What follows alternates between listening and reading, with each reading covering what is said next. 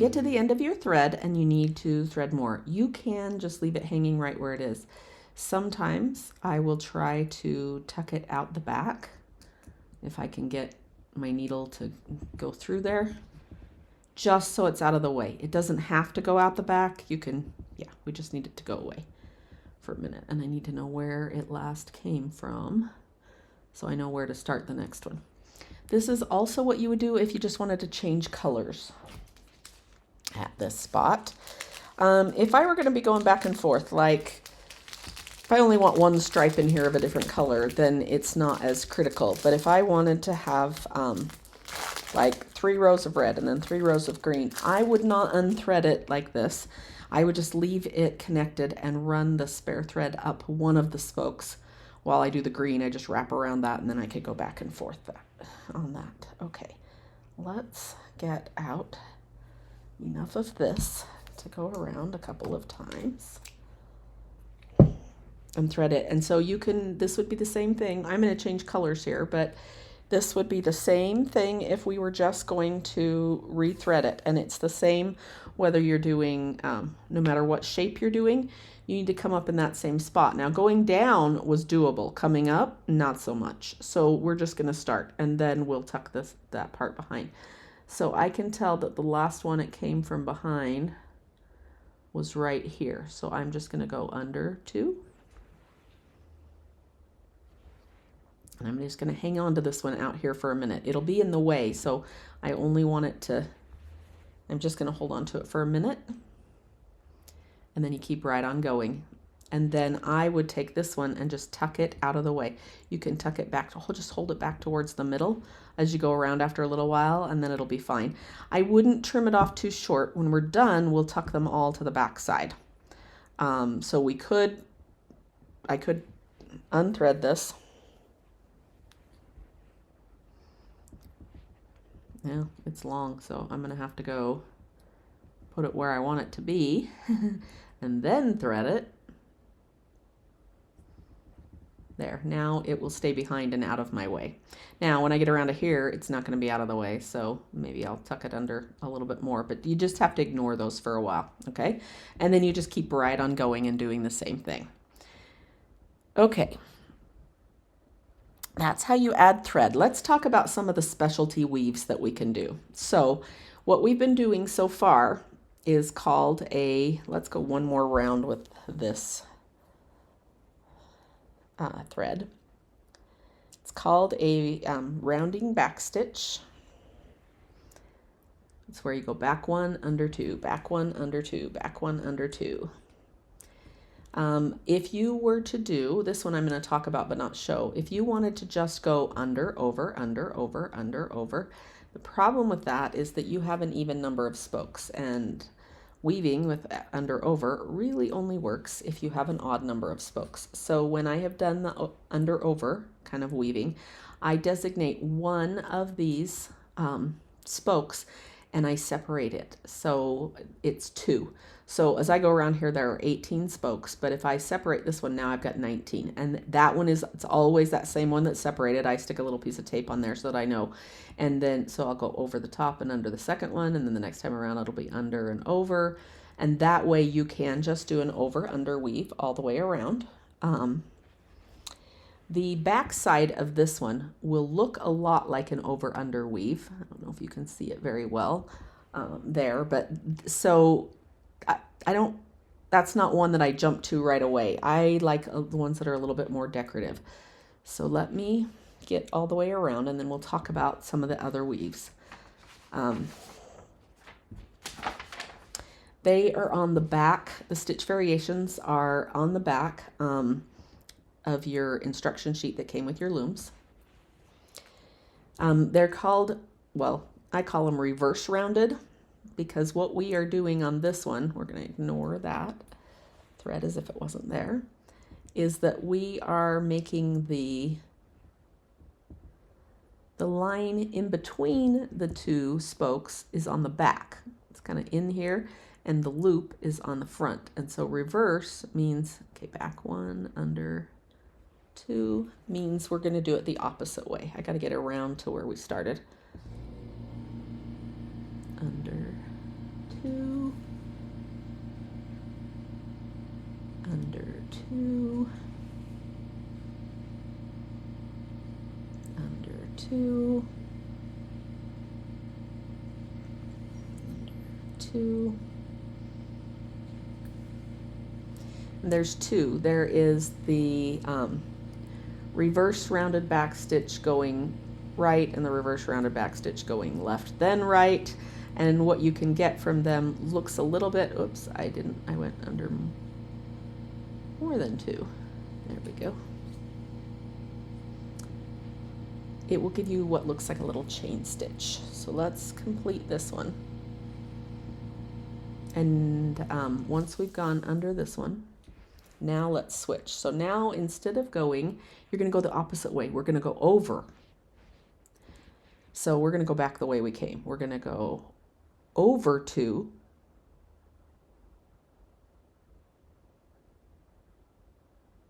back 1, over 2, over that one and the next one, back 1. And you'll notice that I'm taking each time, when I do the back 1 part, I'm going with my needle on the outside of the thread each time.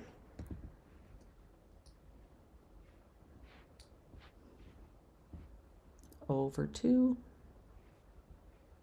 Now I pulled that one a little bit too tight, but over 2, back 1 on the outside. Over 2, back 1 on the outside. Over 2, back 1 outside. Over 2, back 1 outside. Over 2, back 1 outside.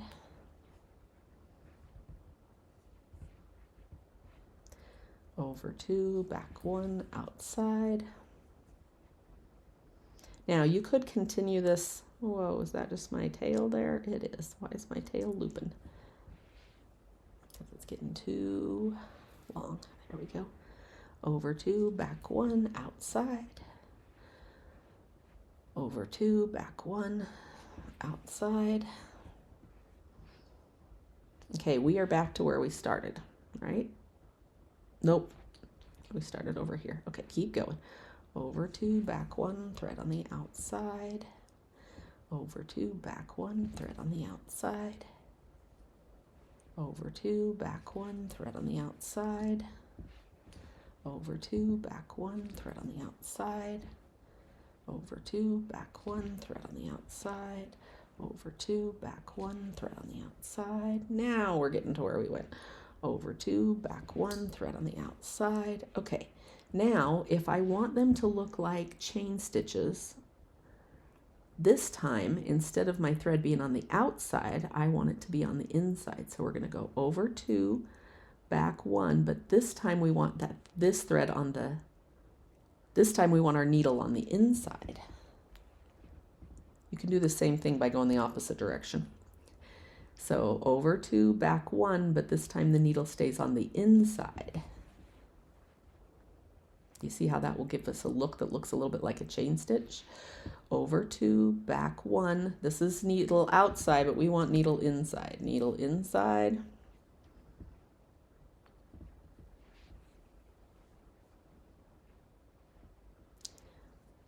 Over 2. Jumps from back here, over 2, back 1, needle inside.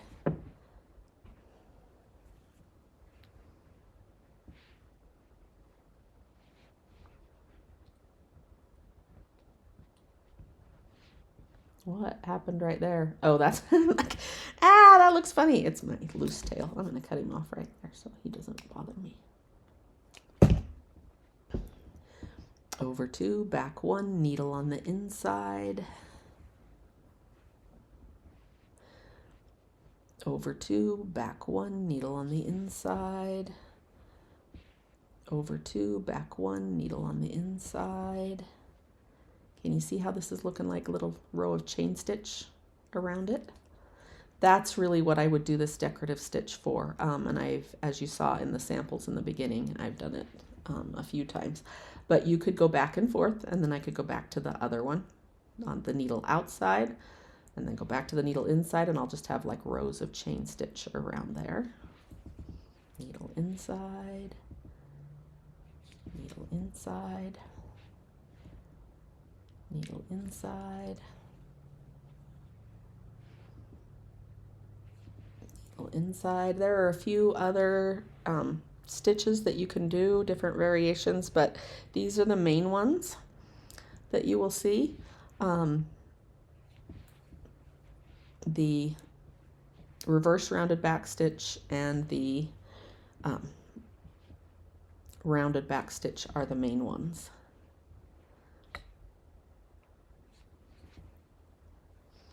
Sometimes they'll do things like have it jump so that instead of it being every single spoke, when they do this part that I'm doing right here, they'll jump over 2 and back 1, over 2 and back 1, and that kind of shifts it.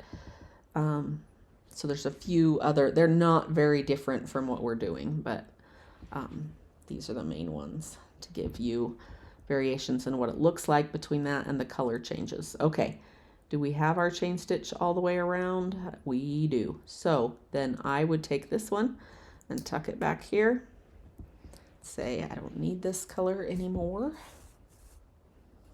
I'm going to go back to my original light pink, and I'm going to go all the way to, don't pull my whole thing back there. I still need my, I still want you right there where you're supposed to be.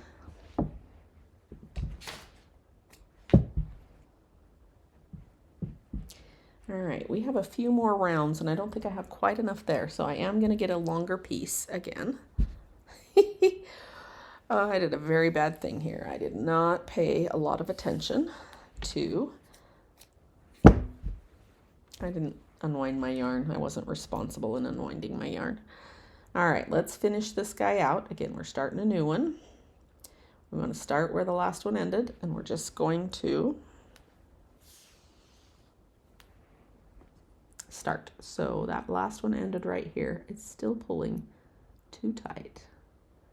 I need that one to pull more that way, and that one to pull a little bit less.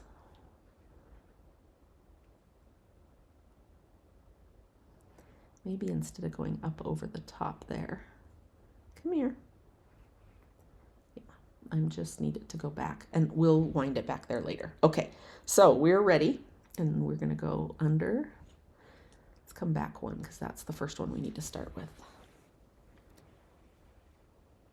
And we'll just keep these extra little guys sitting right here. Back 1, under 2. Looks like if I do a couple more rows around, maybe 3. Now, typically I want this to be able to pull as tight as I can, so I want to cram as many as I can on. If you were going to turn this into a flower, like the ones that I did as a sample, you wouldn't put this color back on. You would just stop right there, pop these off of the spokes. It'll stay together, and then I tack it down right here on each one of them.